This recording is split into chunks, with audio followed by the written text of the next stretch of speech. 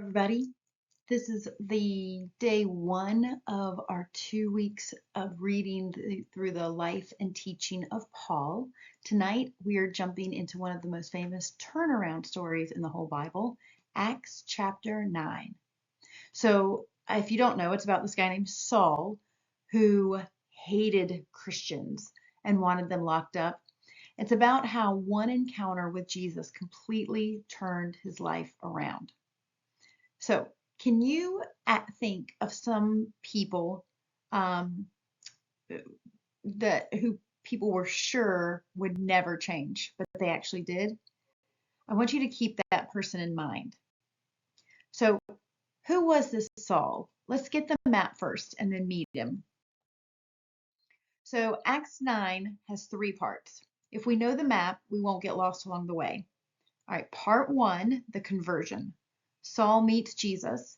Part 2, the bold preacher. The same man starts risking his life to talk about Jesus.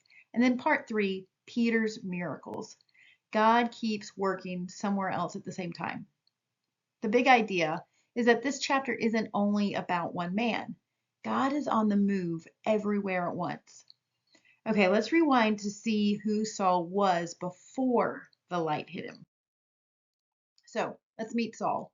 Saul wasn't some random villain. He was very smart, highly educated, deeply religious. He was trained by the best teachers in Jerusalem. He was Jewish, but he was convinced Christians were dangerous, so he hunted them down. He dragged them to prison, he persecuted them, he killed them. There were murderous threats against the Lord's disciples.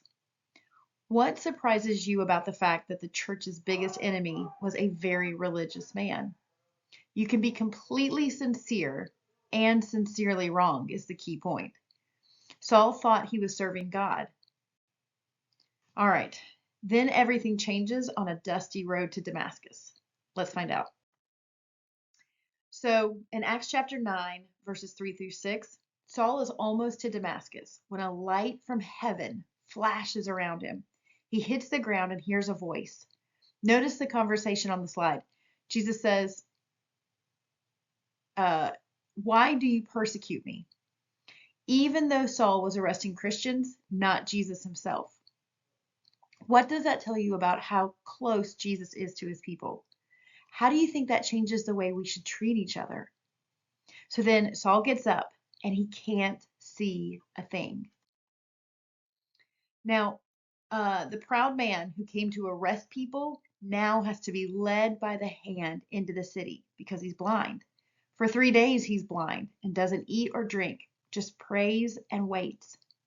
Have you ever been in a season of waiting where you had no idea what was coming next? What was that like?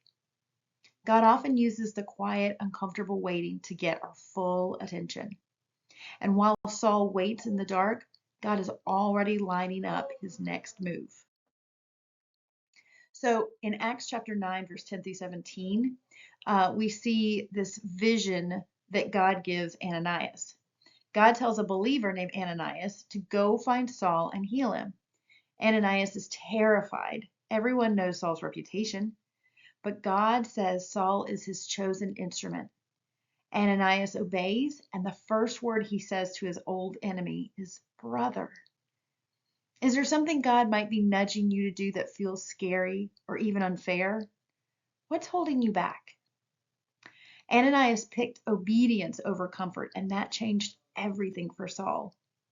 Something like scales falls from Saul's eyes, and he gets new sight and becomes a new man. So look at the before and after on the slide.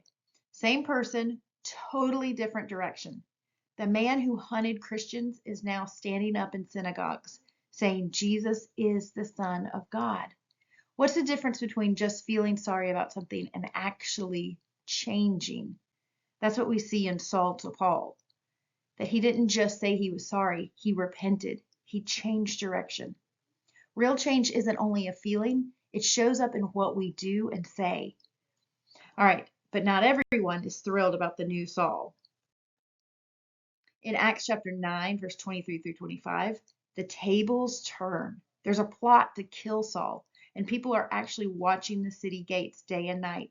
So his new friends lower him down the outside of the wall in a basket at night. Following Jesus suddenly cost Saul his safety and reputation. What might following Jesus cost us at school or with friends? So Saul escapes and heads to Jerusalem, where he runs into a wall of different kind. Nobody trusts him. So back in Jerusalem, the believers are scared of Saul. They don't buy that he's really changed. Then one man takes a risk, Barnabas, whose name means son of encouragement. Barnabas vouches for Saul and brings him to the apostles. Because of that, the church enters a season of peace and keeps growing. Here's what I want you to see here. I want to encourage you to be a Barnabas.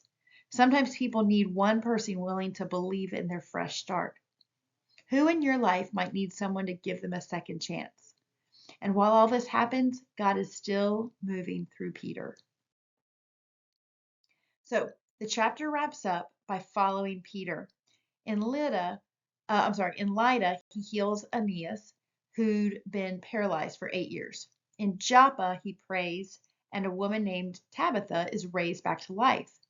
The whole movement wasn't riding on one superstar named Saul. God works through lots of ordinary, faithful people.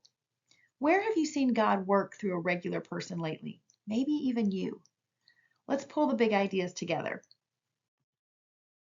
4 takeaways from tonight. 1, no one is too far gone. If grace reached Saul, it can reach anyone. 2, Jesus takes it personally when his people are hurt. 3, God uses ordinary obedience, like scared but faithful Ananias. 4, a changed life shows up in your actions. There's no way that you'll be transformed by the Holy Spirit and it not change your behavior. And then which of these 4 hits home the most for you right now and why? These are some discussion questions I want you to consider. You can spend some time talking about them. And if you want to share them with your parents or your youth group leader, feel free to discuss it with them. Now, in Acts chapter 9 through 15, the takeaway is this. This man is my chosen instrument to carry my name before the Gentiles and their kings and the people of Israel. The same road, but a new direction. Saul didn't get a different past, but he got a new purpose. God can redirect absolutely anyone, including all of you. So I just want to encourage you to spend some time in prayer this week. And if you need a new start, pray that to God right now. All right, we're going to wrap up. And I will see you tomorrow for day 2 of our 2-week journey through the life and teachings of Paul. See you then. Take care. Bye.